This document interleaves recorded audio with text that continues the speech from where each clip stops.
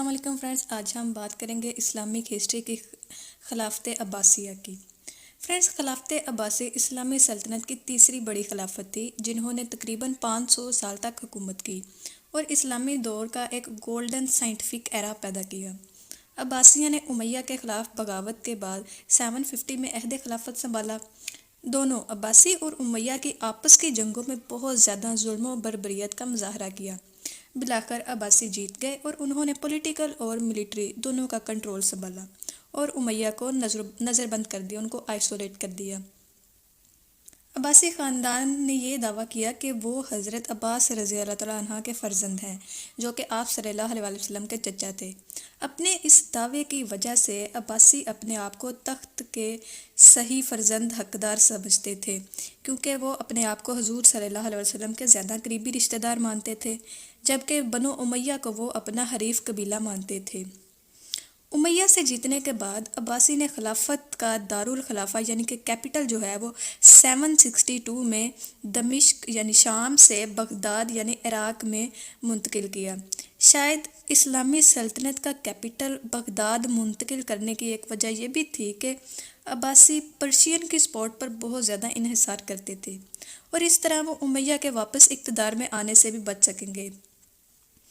अब पर्शियन लोगों की ये एक नेचुरल डिज़ायर थी कि खिलाफत पर सिर्फ अरब ही डोमिनेट ना रहें, बल्कि इस पर कुछ पर्शियन इन्फ्लुएंस भी होना चाहिए। बगदाद पर्शियन के बहुत करीब था और इस पर पर्शिया का कंट्रोल भी बहुत था। सो इसी इन्फ्लुएंस की वजह से बहुत से पर्शियन मिनिस्टर्स और वज़ीर तैनात किए गए खिलाफत में, जिन्होंने आहिस्ता आहिस्ता गवर्नमेंट का इख्तियार अपने यानी कि पर्शियन के हाथ में ले लिया।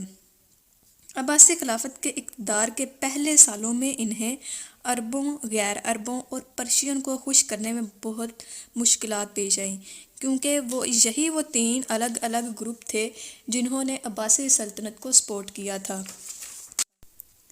मिस्र का कंट्रोल इस्माइली खिलाफत ने संभाला, जिन्होंने सल्तनत को वेस्टर्न अफ्रीका, सिसिली, सूडान और लेवंट तक पहुंचाया, जिनमें मॉडर्न दौर के यानी प्रेजेंट एज के Palestine, Lebanon, Jordan, Israel, Syria, Turkey और सऊदी अरेबिया के कुछ वेस्टर्न हिस्से शामिल थे।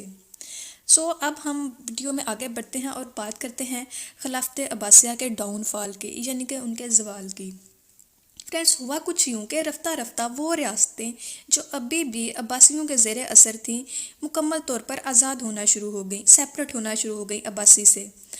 मिसाल के तौर पर अगर हम देखें, पाकिस्तान में अब्बासी के जो सिंधी सोमरू अमीर थे, उन्होंने अपनी एक अलग हुकूमत बना ली सिंध में। ऐसे ही अगर हम एक एग्ज़ाम्पल देखें महमूद गज़नवी की, जिसने सुल्तान का टाइटल इख्तियार किया, अपने आप को अमीर से अपग्रेड किया और खलीफा के इख्तियारात की नफ़ी की, यानी कि उसने सुल्तान महमूद गज़नवी ने खिलाफत अब्बासिया को रिजेक्ट किया। खलीफा की सियासी पावर इस वक्त भी कम होना शुरू हुई जब ताजरों यानी कि बाइड्स, पर्शियन शिया डायनेस्टी, टर्की के सेल्जुक और असल में मंगोलों ने जब उभरना शुरू किया। सेल्जुक सल्तनत ने एक वसी रकबे पर कंट्रोल संभाला, जैसे हिंदू कश से लेकर अनातोलिया तक और वस्ती एशिया से लेकर खलीज फारस तक के इलाके। वक्त के साथ साथ अब्बासियों की ये वसी इस्लामी सल्तनत पर लीडरशिप कम होना शुरू हो गई और सिर्फ इन्हें किसी रिलीजियस फंक्शन या किसी सेरेमनी पर ही याद किया जाता। खिलाफत को वो सिर्फ मेसोपोटामिया यानी कि जो अब आजकल इराक है उस इलाके पर काबिज रहे, जिसका मरकज़ अजीम दारुल हुकूमत बगदाद के इर्द गिर्द था, जो इस्लाम के सुनहरी दौर में साइंस, सकाफत, फ़िलासफ़ी और न्यू इन्वेंशन का मरकज़ बन गया था। लेकिन फ्रेंड्स, अभी अब्बासियों का ये जो डाउनफॉल है ये अभी मुकम्मल तौर पर नहीं हुआ था। अब्बासियों की खिलाफत अभी मुकम्मल तौर पर ख़त्म नहीं हुई थी।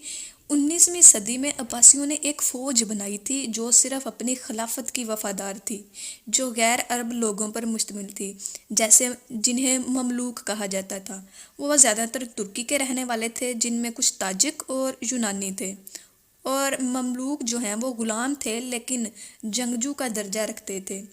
वक्त के साथ ख़ास तौर पर मंगोलों के हाथों बगदाद के मुहासरे के बाद مملوک جنگجوؤں کی پرورش اور تربیت کرنا عباسیوں کا ایک نہایت عقلمندانہ اور دانشمندانہ قدم ثابت ہوا۔ انہوں نے عباسی سلطنت کے مزید ٹوٹ پھوٹ کو روکا اور اس وقت کی فوجی تاریخ میں ایک اہم کردار ادا کیا۔